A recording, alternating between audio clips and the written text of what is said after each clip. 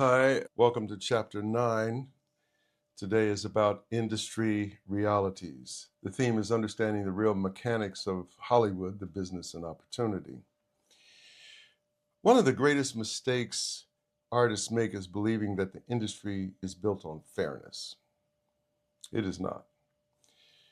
That was a lesson I learned in the very beginning when I arrived in Hollywood, December 4th, 1971, at 11:04 p.m. is when I landed in Los Angeles to start my career here. My career had already been started. And I learned early on that there's no real fairness in business. I spoke a little bit earlier in one of the earlier chapters about understanding that the business didn't see me as I saw myself. And I saw it as like a tremendous trap for me to have the expectation that things were going to go the way that I saw them or that I expected them to go. I got to Los Angeles in 1971, and that was the start of my film career, as it were, that I learned early on that this is not fair. It could have easily been a trap with me having expectations that things were going to go one way when it had nothing to do with how I felt and what I wanted. That I had to early on decide for myself the vision that I saw for myself. What was my destiny versus the reality of the way the business worked? And so I had to learn that it was a system that didn't necessarily recognize me. So if I wanted it, that I needed to go create it. And very early on, I started creating my own stuff. I was producing my own stuff, writing, creating my own community of like minded people, people who did not want to be the effect of the business, understanding that my career is plan A and Hollywood was plan B, that I needed to invent a career and understand certain principles about what it was going to take to have the career that I wanted to have, to understand that I was a business, that I was a brand, that I had to be clear about what my goals were, what my postulates were, my policies were, what my principles were, what my assets and liabilities were, that I had to need to create a strategic plan about being able to create that I needed to learn to become a filmmaker so I can have more control of my own destiny and create evidence so that other people could see how I saw myself as opposed to how Hollywood saw me. So that was a whole thing that I needed to know. I needed to study, understand, and navigate the systems that were in place so that I could put my own systems in place too. That I can go stand in line and expect to be invited to their parties, or I can create my own party and make it strong enough and powerful enough and to exploit it enough and market it enough and PR it enough and understand enough about that, other people would want to be a part of my journey and my party and the things that I created. And that was really a powerful lesson. And it was a powerful journey in terms of doing that. When I first got into business, my hope was is that my talent would be enough. And I quickly learned that relationships, timing, professionalism, visibility, and preparation matter as much, maybe more. I saw a statistic of a study that was done, and that talent was only 13% of the reason why you got a job. And there were all these other factors that came into play: politics, influence, meaning who you knew, your relationship map, your understanding that there's so many factors, the two factor, the TOO factor. You're too tall, you're too short, you're too dark, you're too light, you are too something that doesn't fit with how the other people have been cast. You're too tall for the leading actress who you are working with. You're too short because the other person is too tall. You're too fair skinned because the other person was dark skinned. The studio owed a favor to one of the actors or the producers or whatever got involved. There's so many dynamics that come into play that has nothing to do with talent. And so, therefore, talent was not enough. You have to have more of a skill set. In this business, you better be multi hyphenate.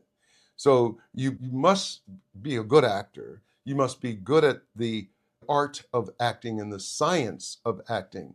But at the same time, you need to know all the other components.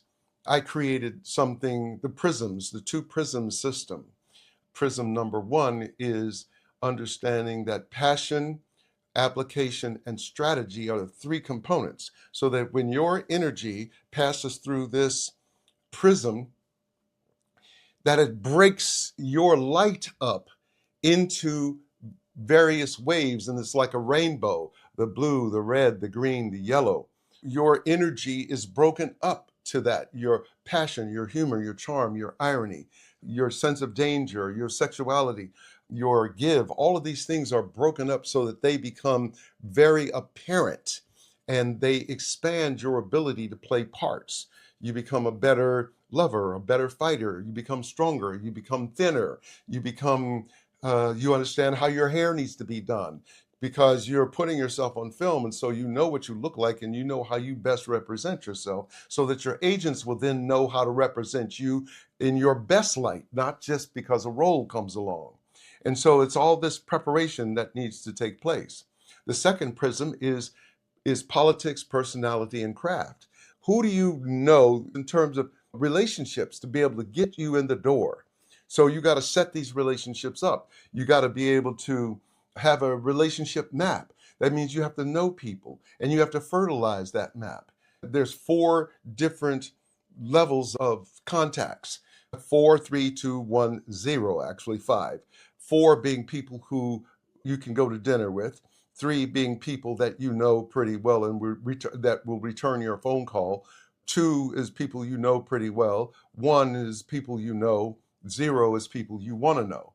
You got to communicate with all of these people 4 times a year, wanting nothing. Hey, how you doing? Congratulations. On the job. I was just thinking about you. Hope you're well. Nothing. Positivity, positivity, outflow, outflow, outflow, outflow for over at least a year. And so at the end of that year, when you're doing something that you send out a communication, say, hey, I have a screening of my movie, or I'm going to be appearing on this thing, or I'm doing a play, more than likely they would be more apt to come and see your work and see what you do because you've been so positive and your outflow has been very positive to them. That's what comes back to you. What goes around comes around, right? So politics is getting people getting in the room. Personality is that once you're in the room, people like you because you're charming, humor, charm, irony, that people understand you, that they understand you're intelligent, that you're smart, that you're tall, that you're good looking, that you're in shape, that you're funny, that you have an ability of give and stuff like that. And they say, I like this guy, I like this girl, I want to invite them to my thing. And then craft, lastly, is the ability to work all of those other things, the passion, the application, the strategy, the politics, the personality, that like on a fader board, you're able to use that knowledge and that the expertise and the possession that you have of all of those things to create agency for yourself. Now, in the process of all of that, you are learning how to sell yourself. You've done the due diligence to learn about technology. Today, learning about AI and how to apply that in a positive way and to prevent yourself from being taken advantage of. And so all of these things are the tools that help you understand the language of the industry, that helps you understand how to stay up and current and in control. It has its own rhythm. You cannot be the actor who has an ego and and you're above it all and you want to leave it in the hands of your agent. You cannot do that. Your agent and your manager are supplemental, but at the end of the day, it's all on you to gain this knowledge, to know how to apply this knowledge, to understand the rhythm and the language of the business, to understand the power structure of the business. So you have to read, you have to know who the players are. You have to reach out. They have to go on your relationship map. So you're reaching out to the power players. You're going to listen to their seminars. You read their books so that you can stay present and up to snuff in terms of what this business is. And until you understand how it works, you'll always feel like the game is against you. The game is against you. No, it's not against you. It's for you if you know how to work it. It is, if you put out that energy, because everything at the end of the day is frequency. What kind of frequency do you create to vibrate on so that other things can pick up on your vibration and that you are harmonizing with the reality of the energy of this business? It's important. Once you understand it, you can move through it with clarity and strategy. That's where the strategy comes in. What's the strategy? I'm always looking for the strategy. I'm always looking to see how I can turn manure into fertilizer. How can I turn with the apparent loss into lesson? There are no losses, there are lessons. I go back to when I first came in this business. There was a mountain of apparent losses waiting for me because I had no control over creating the kind of life and career that I saw for myself when nothing out there was necessarily representing that possibility. So I have to learn how to negotiate the maze and gain skills and learn new things. At my age, my knowledge of technology supersedes most young people. I'll be quick to pay attention to a young person in middle school and high school because they're technologically savvy. So I'm going to learn something from them. But I still take courses. I'm in the middle of a course right now about AI because I want to stay in front of it. So you have to understand all of this so that you are not at effect to the business, that you learn the tools that's necessary in order to be able to create and duplicate the vision that you have for yourself in this career and in your life. All of these things are important. So the practice this week is I want you to create your industry map. List the casting offices, the producers, directors, teachers, workspaces, and communities that connect to your path. I want you to know who you need to deal with in order for you to create this vision because you have written your dream out. You are clear about your doing, your Declaration of Independence. We talked about that earlier, and that your plan is clear. And then I want you to write what I just said to you, all of those places that match up with this career that you want. So with backward thinking, that thing out there, this vision you have for yourself, your dream, backward thinking from that back to you.